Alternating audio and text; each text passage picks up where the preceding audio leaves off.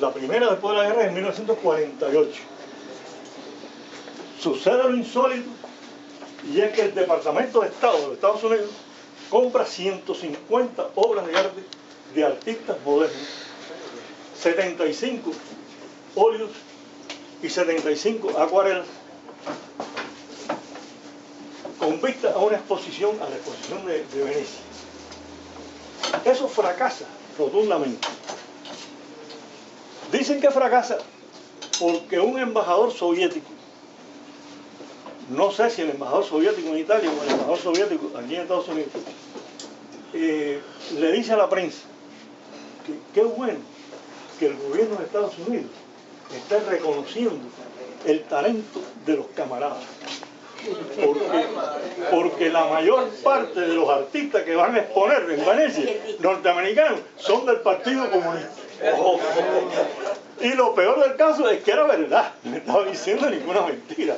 Casi todos los artistas que iban a exponer en Venecia eran del Partido Comunista.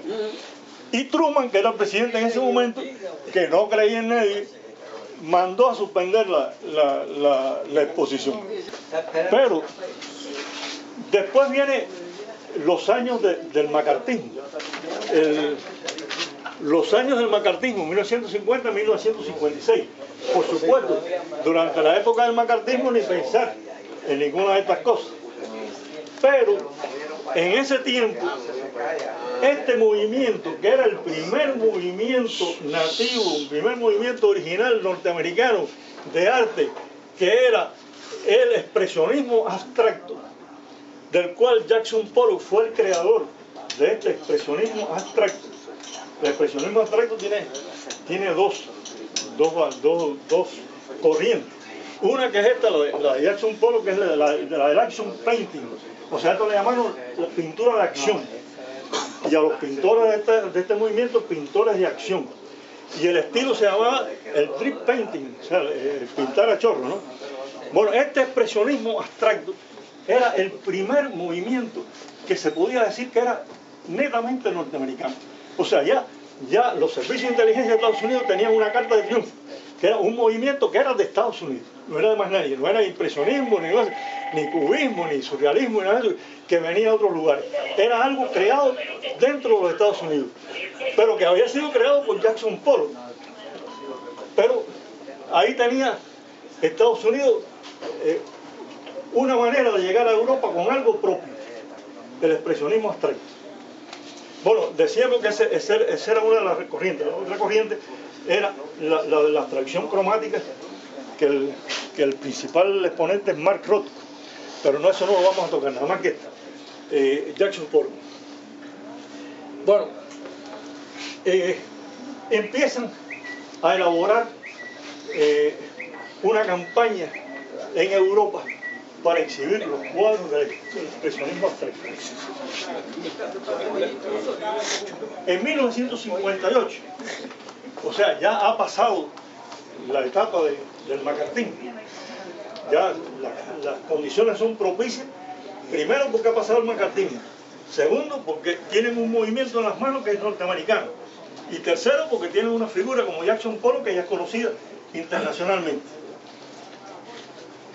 Y entonces, la Agencia de Información de los Estados Unidos, en colaboración con el Consejo Internacional del Museo de Arte Moderno de Nueva York, creado ad hoc, creado con esa intención, con ese propósito, por Nelson Rockefeller, entre ellos dos, organizan una serie de exposiciones en toda Europa, en las principales capitales de Europa, de este expresionismo abstracto. La carta de triunfo era Jackson Pollock, pero había un problema. Jackson Pollock, primero, era alcohólico, segundo, tenía un récord de agresividad, era un hombre de un temperamento muy fogoso, era un hombre impredecible. Y entonces era un riesgo grande para los servicios de inteligencia de Estados Unidos utilizar como carta de triunfo un hombre que ellos no sabían cómo iba a reaccionar en un momento determinado.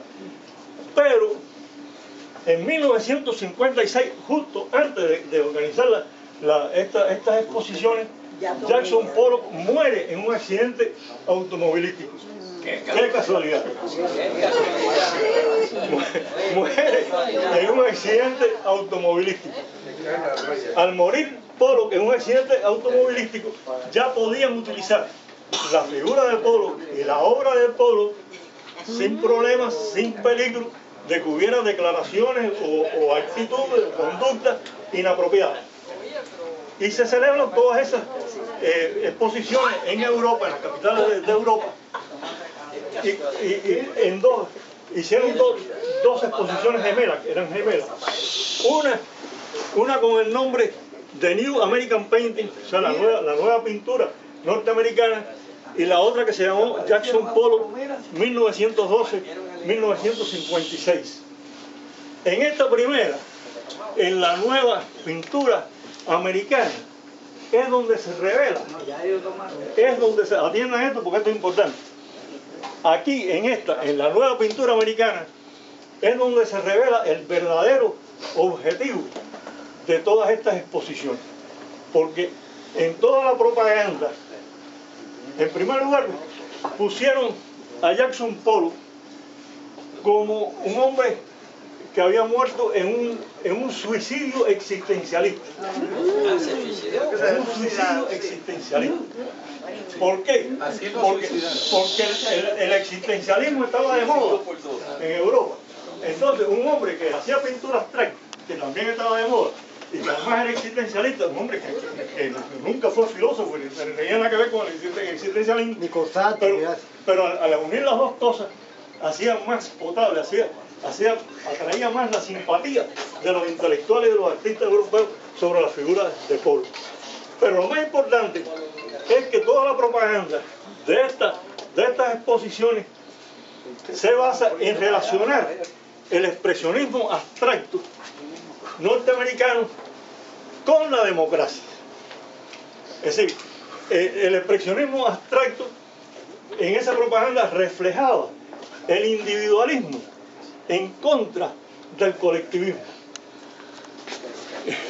El individualismo en contra del colectivismo y la democracia en contra del totalitarismo.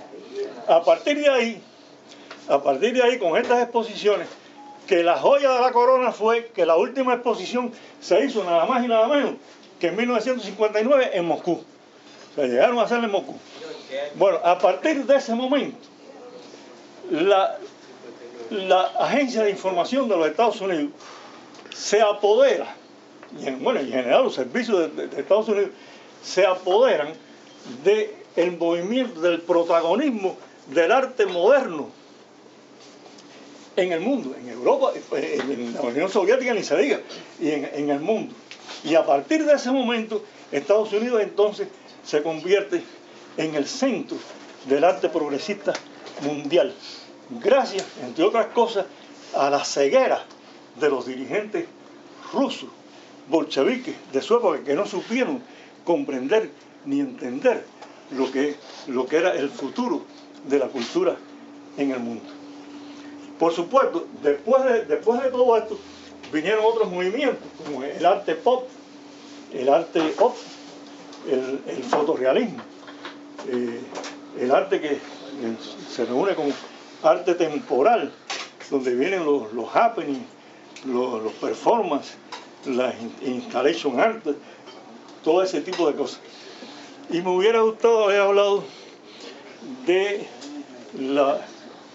la utilización del arte, el papel que ha jugado el arte en los Estados Unidos en la lucha contra la guerra, en la guerra de Vietnam y en otras guerras, en la lucha contra la discriminación racial, contra la discriminación de los chicanos, la lucha de los ecologistas, etcétera, etcétera. Será otra conferencia. Pero creo que he probado sobradamente la tesis inicial de que en Estados Unidos, igual que en el mundo, el arte y la política han estado siempre íntimamente unidos.